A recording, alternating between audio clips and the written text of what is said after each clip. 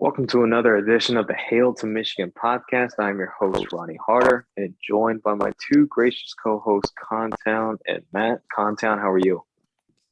Doing good. Doing some prep work in the kitchen for Thanksgiving. We have a good spread tomorrow, and enjoying a last supper of sorts before the big one this weekend. Nice. What are you making? I'm always in charge of the coleslaw. I'm very picky about my coleslaw, and I don't like sweet coleslaw, so I'll make the coleslaw, and then I make a dressing that's got like a hot pork sausage, grits, celery, keton, like some different vegetables, and it's pretty good. They don't put me in charge of too much, or else things would go south. But I've got a few signatures. Coleslaw. It's a shame. Are we anti coleslaw? Absolutely. Oh my God. A savory coleslaw is great. I can't eat a sweet coleslaw, but the way I make it, you haven't had my coleslaw, Ronnie. I haven't had anybody's coleslaw. I refuse to eat it. I saw a tweet earlier today. What are some foods that you just refuse to eat no matter what, even if you've never tasted it or smelled it, anything? Coleslaw is one of those foods for me. I can't comprehend it. It's just like that's cranberries for me. Mayo and Cranberries / beets. Yeah. Oh yeah. Yeah. Anything that's that nasty red color, it's like especially not for me. Yeah. Oh man. All right, man. How about you? How are you? I'm doing good. Not in charge of any cooking this year, so gonna be fat and happy and not have to do any work. So who's cooking? We are going to my parents tomorrow, and my dad refuses to let anyone cook besides him. And then we're going to my wife's parents this weekend, and the girls are kind of all splitting up the cooking duties. So got it. I smoked the turkey. Yeah, I smoked the turkey last year. I was going to do it just like for Thanksgiving, the first try ever. And I was like, I want to try it beforehand. And it was great. Like I did it late October, early November. It was great. Yeah. And I haven't got the opportunity to take it to official Thanksgiving yet. So nice. Sometime soon, I guess. No cooking, and you get to enjoy some football this weekend. Can't have it better than that. I will make some chili for the game on Saturday, but yeah, got to. Hell yeah. Well, speaking of the game, it is the game on Saturday. It's Michigan, Ohio State. It's going to be in Columbus. Any updates on the weather? It's been on and off, whether it's going to rain and be clear. I don't know. Contown's like our resident meteorologist. Last I saw, look at all today. Yeah, last I saw, they were calling quarter an inch throughout the day Saturday, but of rain. So a couple days out here. That could change. Let's see. Yeah, who knows? Weather can always change. But either way, both 11-0. First time since 2006. They're going to be undefeated heading into this game. We're talking playoff implications, Big Ten championship implications, national title hopes. I mean, there's just so much on the line here. And, Contown, we're going to start with you on this preview. Talk about some of the injuries that Michigan has with Blake Corum, Donovan Edwards, Luke Schoonmaker, there's plenty more, Mike Morris, and so forth. Talk about those injuries and how that's going to affect Michigan heading into this game. Yeah, health is a big talking point this week. Obviously, the big to-do from the Illinois game was Blake Corum's injury. Kind of takes a helmet to the knee area as he's planting his left leg. Very scary live. He walks off the field on his own power and actually comes back in the game for 2 or 3 snaps at a carry. So, I mean, the best guess is he's going to play. He's going to travel. He's going to play. to what level of effectiveness. To, what percentage can you place on his health? I'm not sure. That's kind of the big question for Michigan this week. Jim quickly came out and said it's not structural, no structural damage. The injury's not structural. Best guess would be a bone, like a deep bruise, whether that's muscle or like a bone bruise to the area. And if that's the case, it's just kind of a pain management thing, and how how effectively can he cut with the level of pain he's in. So I don't know. That's probably something we won't find out until a few snaps into the football game on Saturday. But yeah, it's going to be a huge determining factor.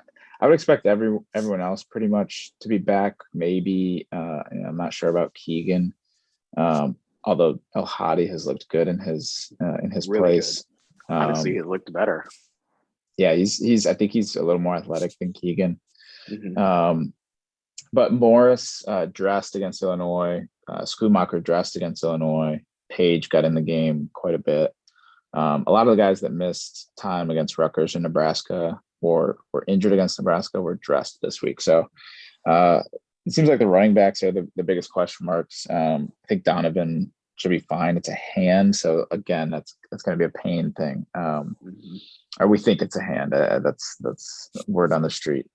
So stupid question. Are running backs allowed to wear clubs on their hands? Like obviously Zinter did when he had that thumb injury a year or two ago, but are skill position players, like running back, so to speak, like can they wear a club on their hand if it is like a broken thumb or just some sort of bone injury that he has? Yeah, they can. It might not be advisable. My guess is it would be some kind of I'm guessing for Donovan they'll probably give him kind of a tape cast around his thumb and wrist, and just put his glove over that. Got it. Matt, what are your thoughts on these injuries? Con basically covered it from kind of the Michigan angle. I expect kind of the same. I do think it's important to kind of note Ohio State's got quite a few injury issues as well. Stroud was limping at the end of the game. Mm-hmm. Jackson Smith and Jigba hasn't played really all year. He got hurt in the Notre Dame game, came back. I'd be shocked to see him. He won't be back this year. Yeah, Mayan Williams didn't play against Maryland. Travion Henderson finally came back against Maryland and ended the game in a boot. He's been in and out of the lineup the last couple of weeks. Yep. Matthew Jones was helped off at the end of the game in the fourth quarter. And is, from what I could gather, Eichenberg and Ransom both have like a hand or an arm injury, and Cam Brown has been in and out of the lineup as well. They got a ton of injuries too. Maybe outside of Stroud and Smith and Jigba, like maybe none as important to their what they're trying to do as Corum would be to Michigan, but both teams are kind of walking wounded heading into this game. Someone on Ohio State's defense, I want to say it was Hickman, but I don't want to misattribute this, but said that Eichenberg has 2 broken hands. What the heck? Sorry. It was Harrison. It was Zach Harrison. He said Eichenberg was playing with 2 broken hands and Lathan Ransom with 1 broken hand. Jesus Christ. How do you play with 2 broken hands at the linebacker position? That's the epitome of grit right there. Just I know, man. No hands and still doing the work. Yeah. Good. It's gracious. Well, that's enough about injuries. Let's move on to something else. Let's talk about Michigan's offense. And, Corum left last week's game after a couple plays in the second half. He didn't look right, and it was better to just keep him out. Edwards obviously didn't play, but we talked about it, Contown, on the Illinois review, just how bad the passing game was, and honestly, it's just been bad all year. So, talk about JJ McCarthy, these wide receivers, and this passing game heading into Ohio State.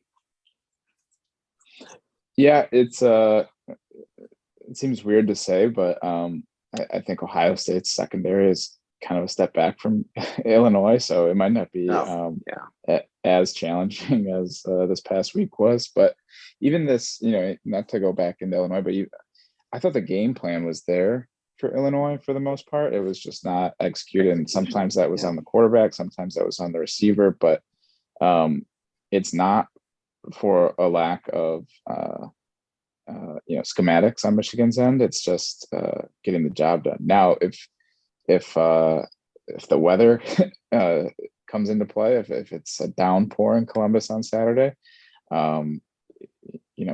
we might not even need to preview the passing game. This could turn into service academy football. But in a good weather day, this would be you need to have your best passing game of the year, because I do think the Ohio State secondary can be exploited.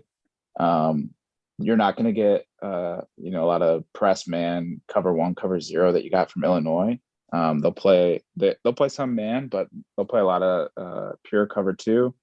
They'll play a lot of quarters.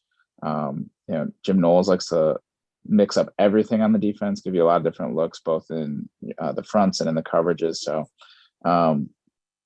there's some okay players in the secondary. I think particularly Ronnie Hickman is very good, but the corners can be exploited. So at some point JJ has to look like a 5-star quarterback throwing the ball more than 10 yards. And at some point, the receivers that we thought would go toe to toe with Ohio State's receivers coming into the season need to look like that. So, if there's ever time to step up, it would be against this Ohio State secondary. This is not the best secondary Ohio State has had, and we've been waiting for this passing game to click all year. Yeah, it's make or break for them. Matt, what about you? Yeah, I think that their corners can be exposed a little bit. And a big key for Michigan will be they've kept JJ relatively clean most of the year. But knowing where JTT is at all times, it's going to be vital. Keeping him off, out of the backfield. And Harrison has had some big pass rush snaps recently as well. But yeah, big game. Extremely nervous about this portion of the game. I don't ever feel comfortable going into the game if we haven't seen something that is going to, play a crucial role in the game. Whether it's a player or a portion of the offense or defense. And I haven't seen a game yet where the passing game, carried Michigan to a big win with this group. So if it comes down to the passing game, I'm going to be very nervous about Michigan's chances. But it might have to with some of these injuries. So yeah, you were talking about Contown about the weather and if it's a downpour, and you would think that it would be an advantage for Michigan. But with Corum's injury, kind of makes you a little worried on how that might affect him, in the running game. And then we don't know the extent of Edwards' injury as well, so kind of wonder how that's going to affect both teams and not just Ohio State, because we know they don't really have a run game, honestly, and they got some injuries at the running back position. Even though Dallin Hayden, is that Dallin his name? Hayden. Yeah. He's looked pretty good in the snaps that he's gotten over the past couple of weeks, but it'll make for an interesting game if the weather is bad. So just to kind of quickly continue on the passing game, what are some things for Michigan to do on offense in the passing game that can be successful against Ohio State? Yeah, I think one maybe point of optimism. I think Michigan's seen a bunch of different secondaries, a bunch of different coverage looks over the past back end of the season, where the passing game hasn't necessarily been clicking, right? But for the first part of the year, and especially the first few games of Big Ten play, JJ was very accurate, and especially against zone defenses and defenses that were playing too high safeties. And you're going to get a lot of that from Ohio State this weekend.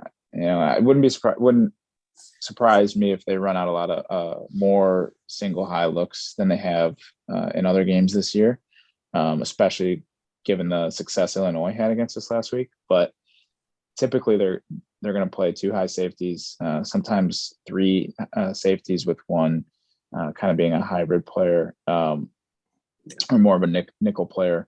But Knowles also likes to blitz quite a bit. You're going to get delayed blitzes. You're going to get zone blitzes with kind of amoeba fronts. They're going to crowd the line of scrimmage pre-snap, and you won't know who's coming, who won't. But JJ, if he can find that accuracy in the short, his best passing game all year has been the intermediate passing game, right? Short and intermediate passing game. If we give JJ the right looks with Schumacher with the running back out of the backfield, and he can identify who's coming and who's not from the Ohio State defense, that's something JJ has done well this year that he could exploit. And if you knock Ohio State, if that starts to work, and make Ohio State get a little bit more conservative on defense, then that'll open up the run game too.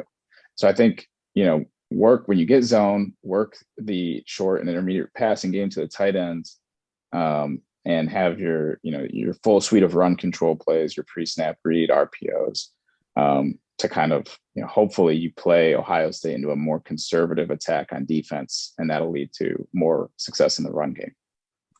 Yeah, Matt, we've been seeing more and more Colston Loveland over the past couple of weeks, and with Schumacher probably coming back for this game against Ohio State, do you think there could be some more two tight end looks from Michigan on offense? Absolutely. I think that will be actually a big key, is being able to play and throw out of 12 personnel, kind of keep more of their base look on the Ohio State's base defensive look on the field, not let them get into their exotics and Connor called them amoeba fronts, but not letting them kind of switch personnel, not let the defense dictate personnel, being able to run and pass out of 12 with two tight ends, I think is going to be huge. So yes, I think both Schoonmaker and Loveland can be utilized effectively, especially if they're playing man. You saw a lot last week with some of the crossing routes, the mesh type patterns that got Loveland wide open a few different times. If you noticed a lot during the Illinois game, they started an empty look and brought the running back to the backfield pretty consistently. And, that's one way to tell man or zone. Defenses can hide that a little bit more now. But for the most part, that's one way to tell whether they're in man coverage or zone, which is funny that gash play that ended up being, that crucial fourth down play. I thought Gash was just coming back to the backfield and they were trying to get a zone or man indicator. But coming out in 12 personnel, maybe even with Donovan, I think coming out in an empty look out of 12 can create a lot of matchup issues for Ohio State. Donovan against either one of these linebackers, provided Donovan is relatively healthy, him against either one of these linebackers in space is going to be a win for Michigan. So in terms of that matchup. So using some of the unique pieces that Michigan has that most teams that Ohio State has faced do not have is going to be a critical little chess aspect of the game when Michigan has the ball.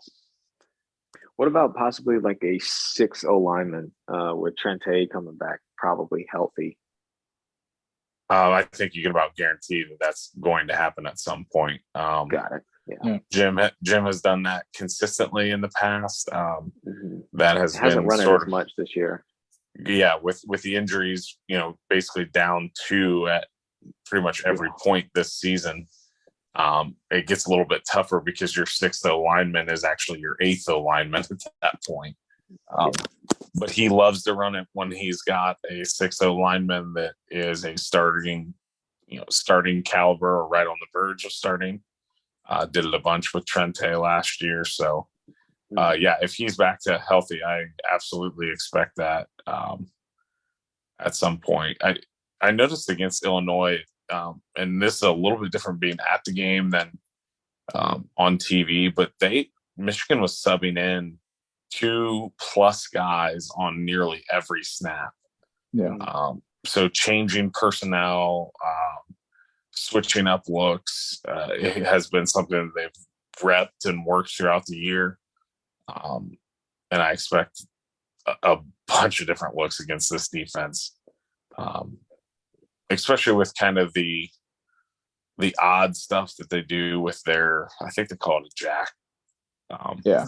But kind of their hybrid front player, Zach Harrison or Sawyer, to kind of keep them in more base looks. I expect Michigan to switch up a lot of the looks so they can anticipate how Ohio State will react to it, and they're dictating the looks that they're getting. I expect that to be a big aspect of the game plan.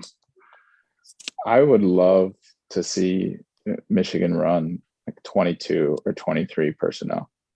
And for those who don't know, you describe personnel in terms of use numbers. The first number is the number of running backs, second number is the number of tight ends. We've seen 13 personnel from Michigan this year. But if you have triple option and RPO type plays in the playbook, where you can utilize both Corum and Edwards at the same time and get bigger bodies on the field that we know the last few years Ohio State has struggled with. This is the game to empty the clip, right? Like throw it all out there. I would love to see a 23 personnel look from Michigan this year, or this weekend. I'm sorry. Which at this point, this weekend is the year. This is the season. It is the year. So, if only we had a true fullback to throw out there. Right? That would just make Matt's heart happy. I was just thinking about that in the game when I was doing the rewatch today, because we keep inserting Ronnie Bell and we make a skinny wide receiver be a fullback because we don't have a fullback. It's like, man, it'd really be nice to, have a fullback to do these fullback things. Yeah. If only we had Khalid Hill or Siona Huma. Oh, God, Khalid Hill in this offense would be chef's kiss.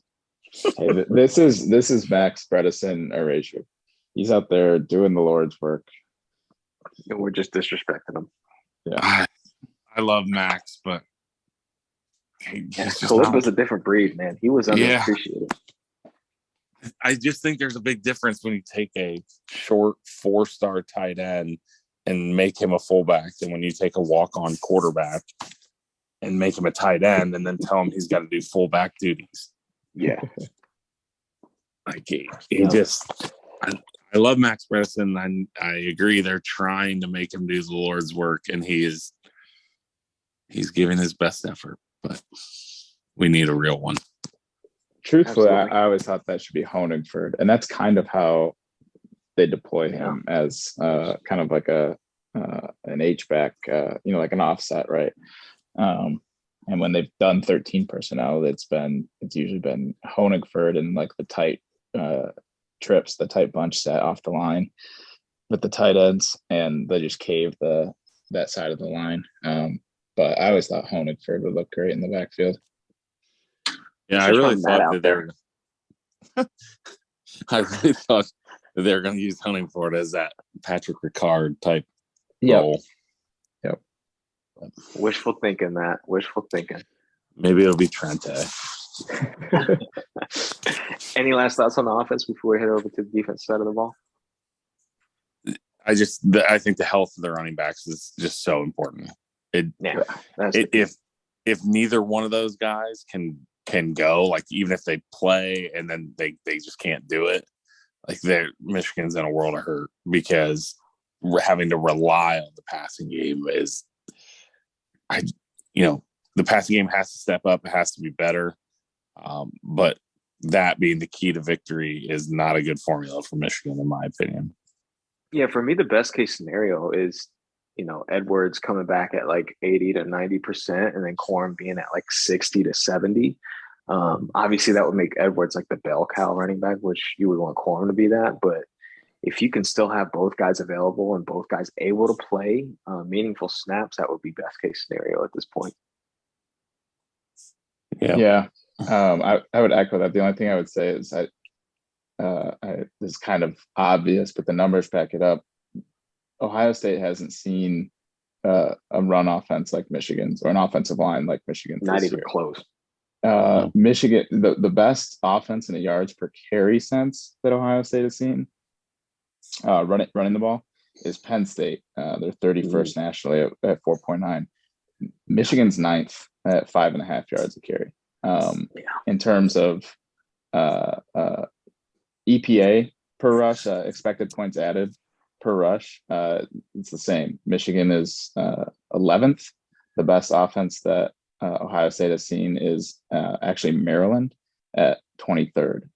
Michigan is. They struggle mightily against Maryland, so makes sense. Yeah, I thought Maryland didn't run the ball enough. They were for first and second down. They were doing pretty good work on the ground. There's Football Outsiders keeps offensive and defensive line statistics for college football, and opportunity rate is kind of the statistic that best captures like line push on a given play. Basically, the opportunity the line gives the running back. Michigan is 8th nationally in this metric. The best offensive line in terms of opportunity rate outside of Michigan that Ohio State has seen this year is Toledo at 35th. Big corn fin, baby. Yeah, I mean, but like a MAC offensive line is the next best offense. So this offensive line, especially if this game turns into a rock fight, is set up to go down to Columbus and do work. It's just going to be about how healthy are the running backs and are they healthy enough to take advantage of that? Yeah. That's why the running backs are so key, because if you're strong in the trenches like Michigan is, that stuff travels no matter where you go, no matter what game you're playing. Like that's always going to travel. So, and I think Stokes would be fine. I think so too. He just can't be your number one.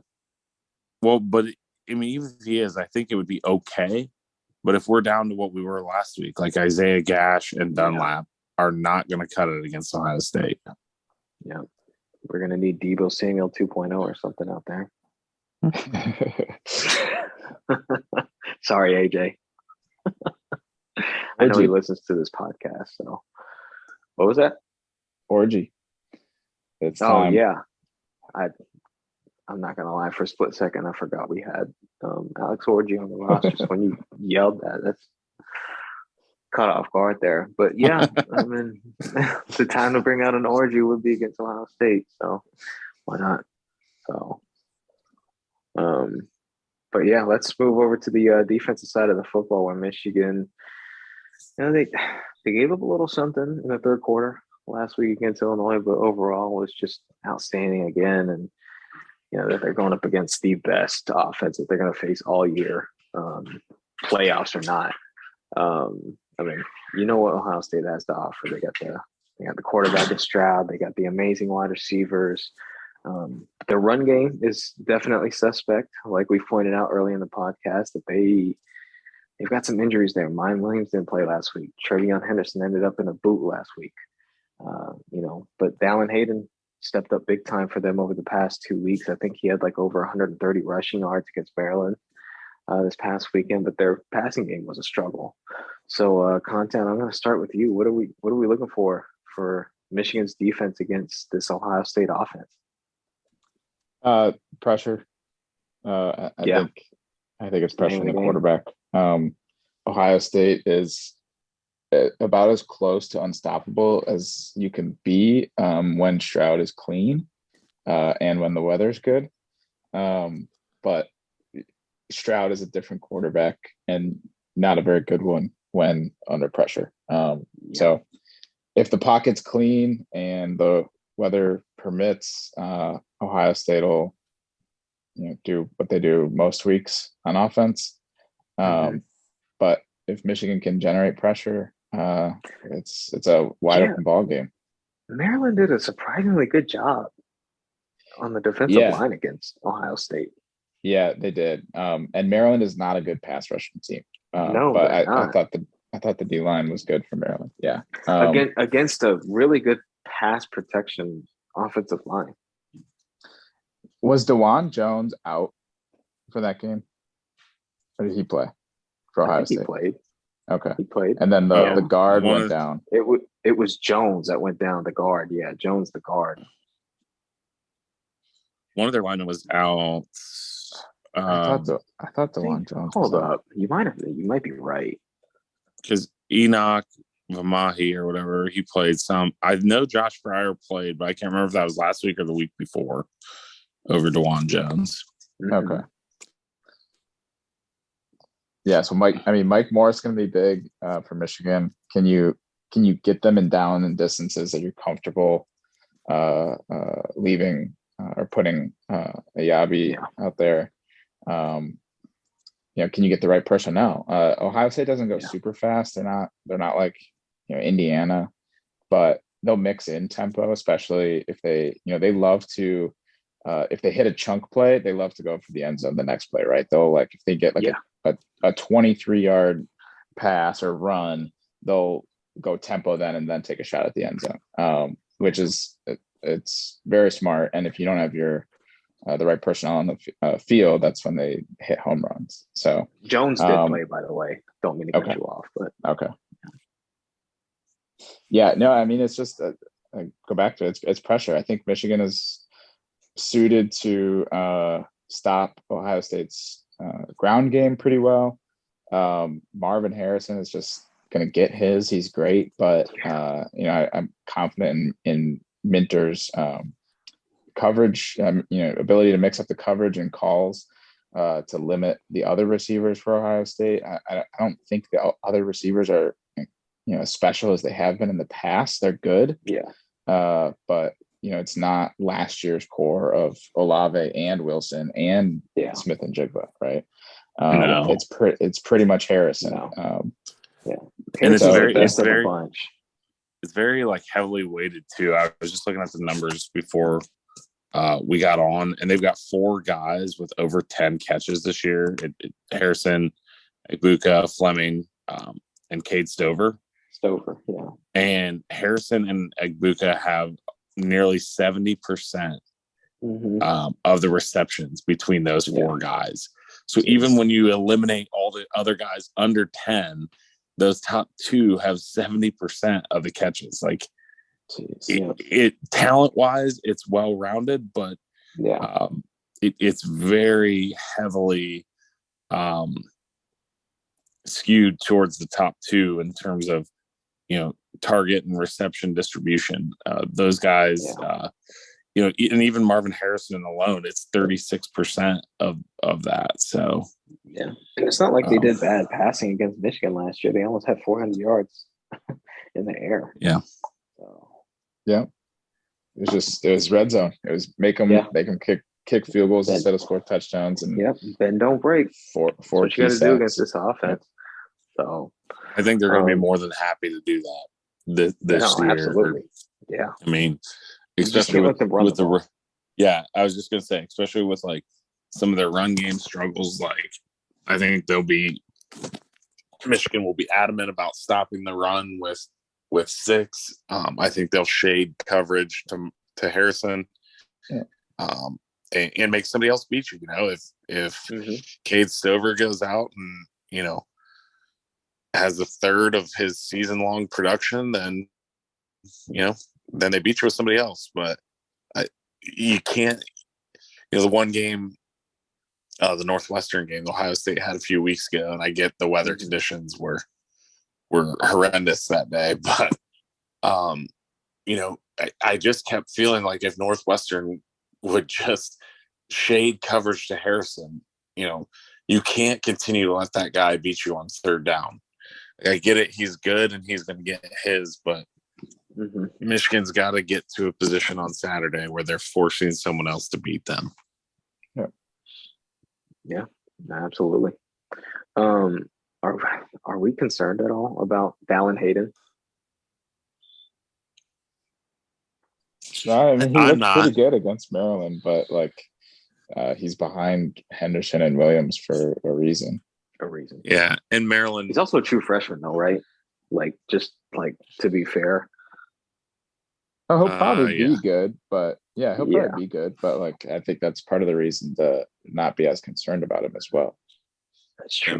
Maryland is the game that Corum really broke out, if you remember. Maryland is not very good at run defense, so I think he could very easily have a good game, but I'm not nearly as concerned about him as I would be about 100%, Travion Henderson or even full speed Mayan Williams.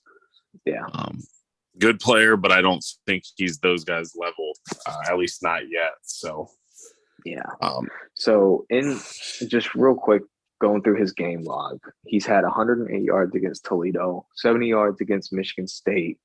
Indiana, he had 102 yards and 146 yards this past weekend. But in games where he got meaningful snaps, but he also faced a defense that, with a pulse, I guess you could say, he had 31 yards against Wisconsin and 28 yards against Rutgers. So, Matt said this, but Maryland is notoriously gap unsound.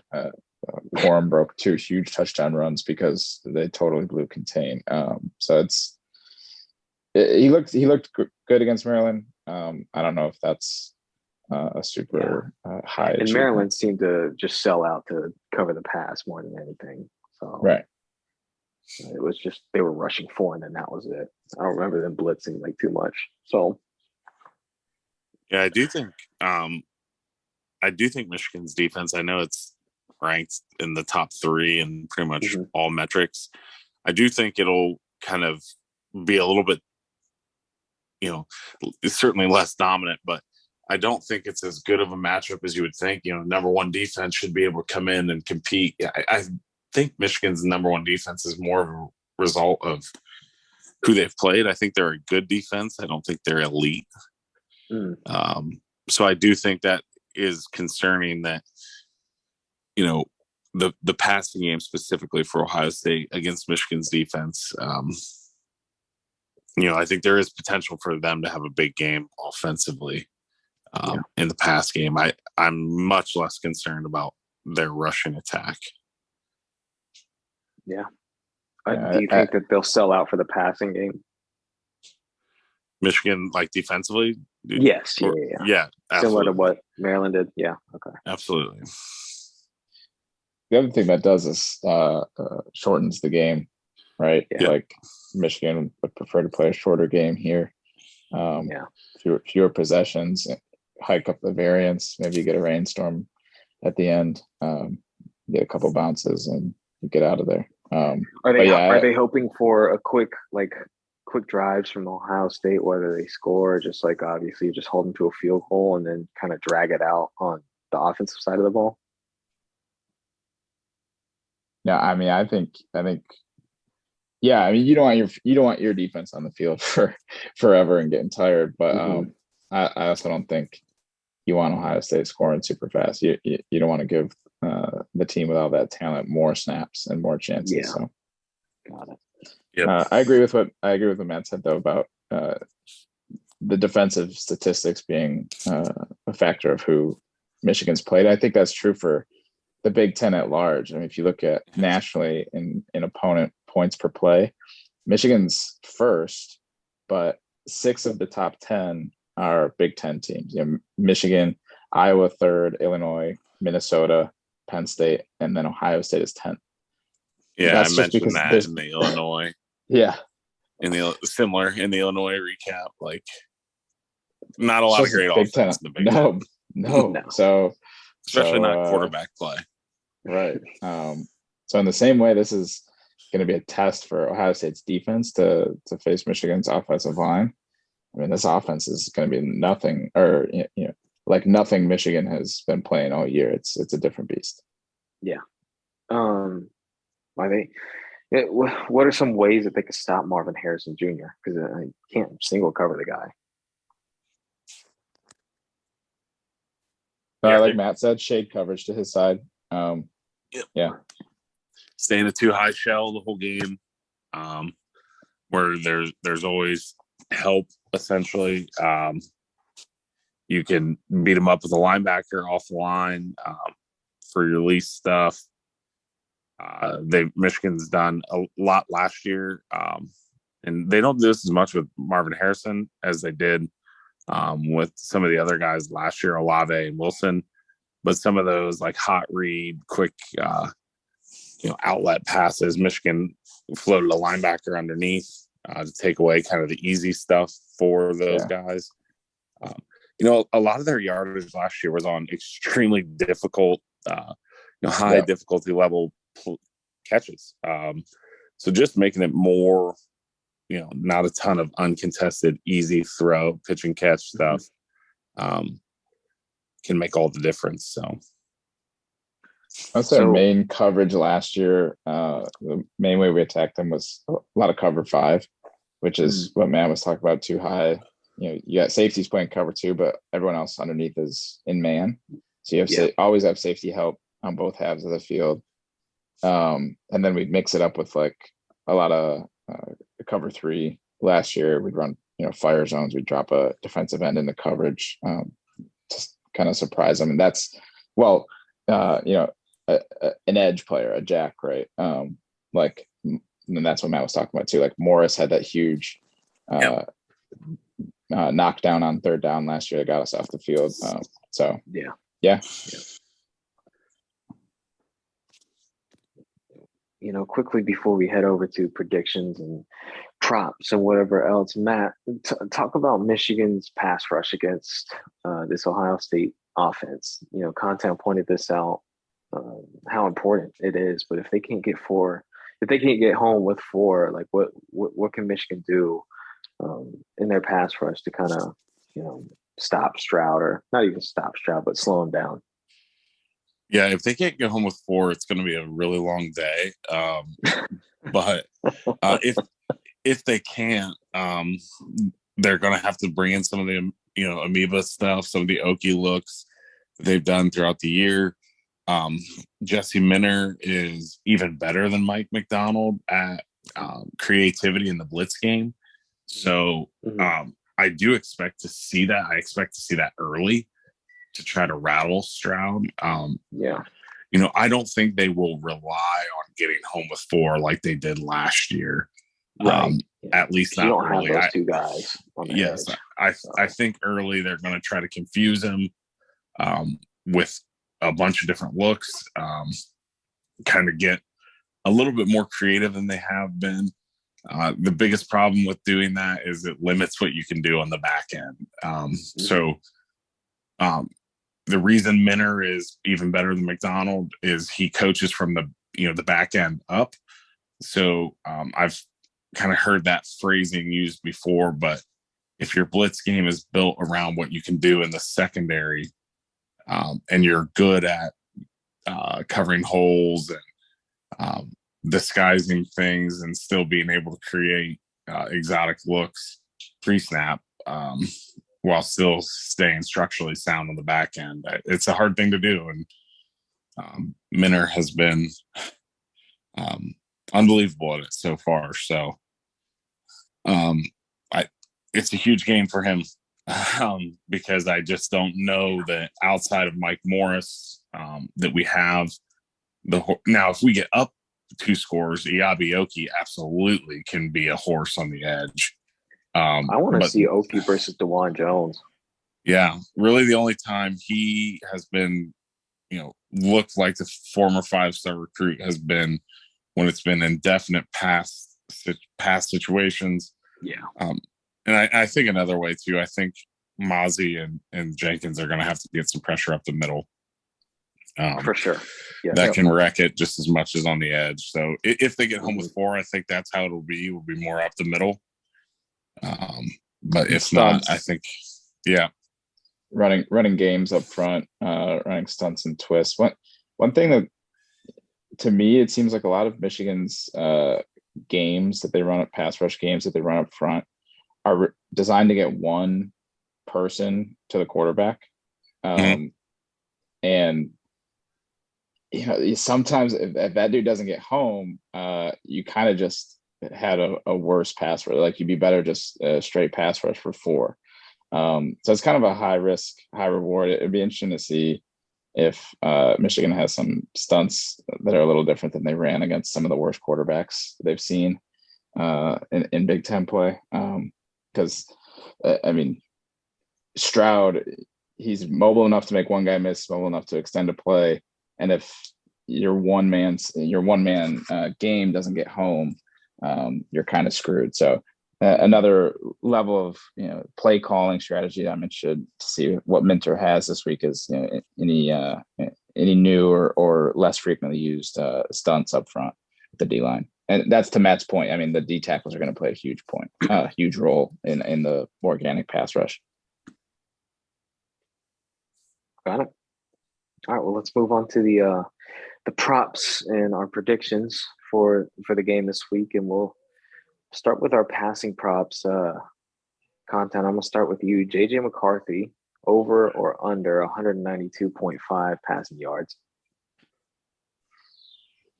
I'm gonna say under. I think I think partly, I think that's going to be part game plan. I think that's going to be part weather. Right now it says, of course, the only stretch Friday to Sunday that it's going to be dry in Columbus is going to be the Michigan Ohio State game. Specifically, like Saturday morning and noon.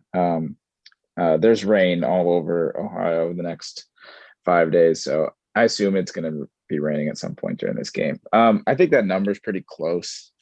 I can't remember what Cade only had like 140 or something last year against Ohio State.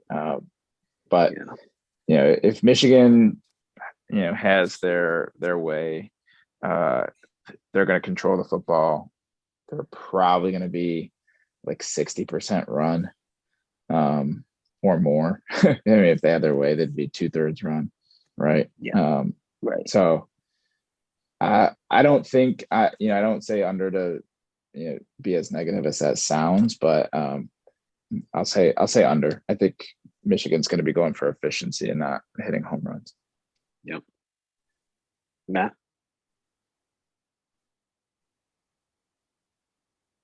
But like just barely, like just over 200, I think is right where he's going to be. Did you say over? You cut out. I'm sorry. Yes, over, but Okay. just barely. Got it. Okay. I think he'll be like right at the 200-yard mark. They threw for 190 last year, and truthfully, they probably would have thrown more in the second half if they weren't controlling it. So, and I don't necessarily expect them to be in the lead the entire second half. So I'll say over, but just barely. Okay. And there is a scenario where they're going to need him to be like, if they're behind 14 in the first half, I think he's definitely going to go over because they're going to be pass happy. Yeah. So I just think over is a safe play there.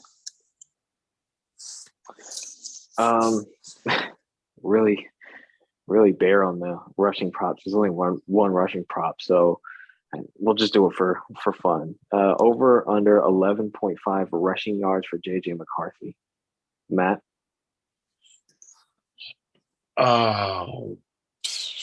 Over.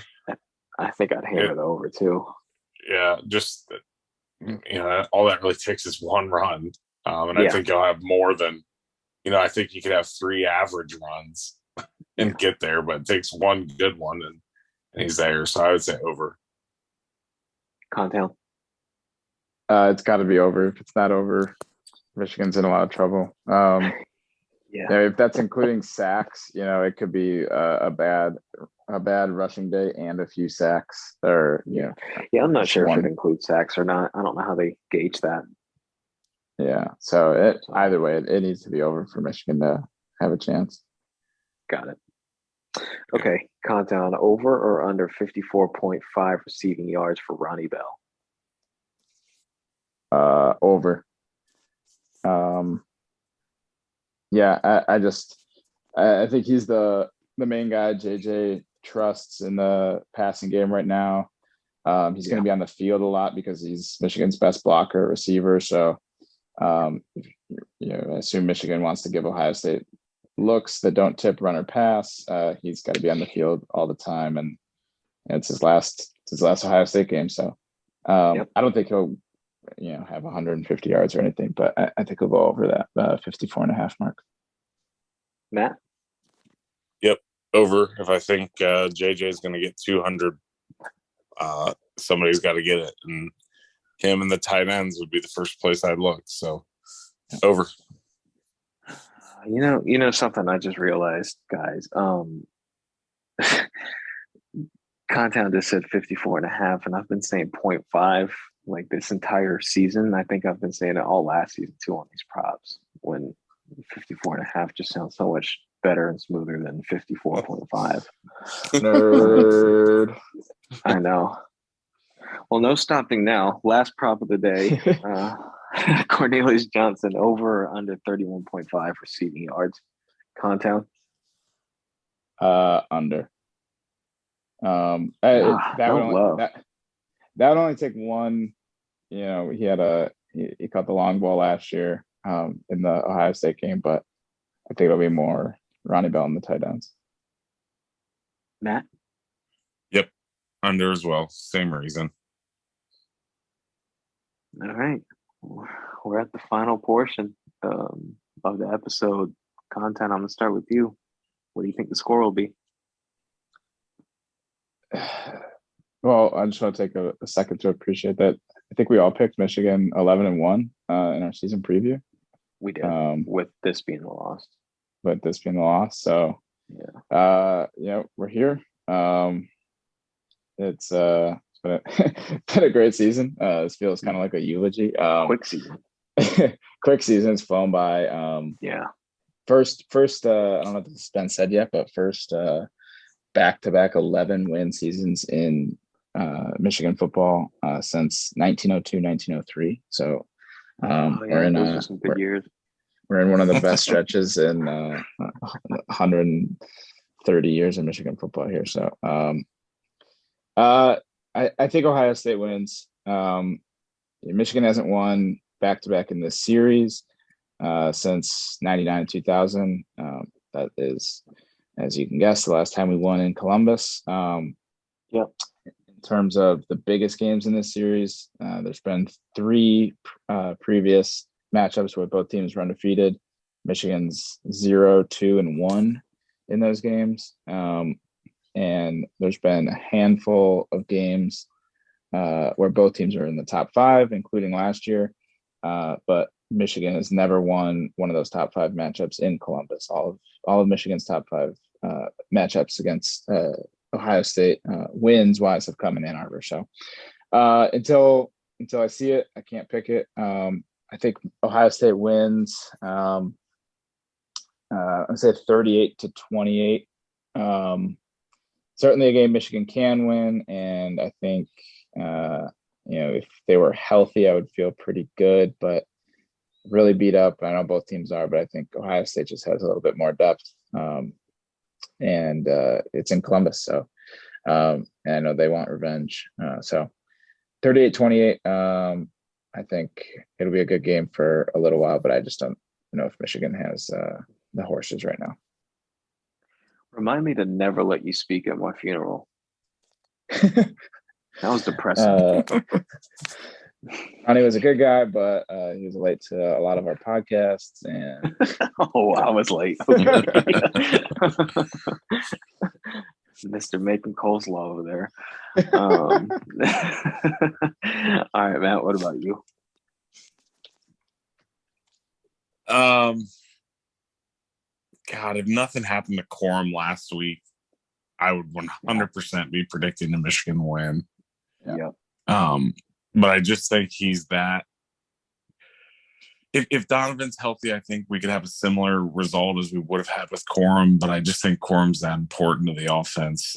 I just, without knowing his health, I can't predict the win. Sucks. Let's go. Yeah. Yeah, let's go 35 to 21. 24. Oof. 35-24. Damn. Only scoring 24 points on Ohio State would be so disappointing. Yeah. Would be. Yeah. Okay. I hope that's not right. what happens, but yeah. But there's just so much uncertainty. No, you're right. I agree with you, Matt. If Corum was healthy, if there wasn't any question there, I'd probably pick Michigan to win in a close one, obviously, since it's in Columbus. But I just can't do it. There's just uncertainty there with both Corum and Edwards. There's too much uncertainty in the passing game.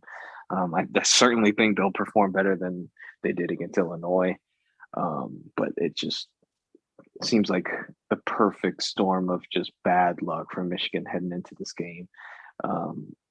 I will say that a lot of our scores I think all of our scores will be similar. I have it 38-31 Ohio State. So, I'm going to give Moody some love. I think he makes a field goal. So, a little bit different from Contown's prediction, but that is my prediction, 38-31. So, but hopefully it's a different result. Hopefully Michigan can pull it out. Maybe Quorum will, play hero and come out and have a huge game. Or even Edwards, somebody step up. Please. I can't handle an off season of Ohio State fans just talking shit to us. But you know what? It's fine. It's been a great season, a great back-to-back season. I think the future for Michigan looks really bright. So I'm super excited to watch this game and what happens going forward. So, but in the meantime, that does it for myself, Contown, and Matt. You can catch this episode on Apple, Spotify, YouTube, wherever you get your podcasts. And as always, go Blue.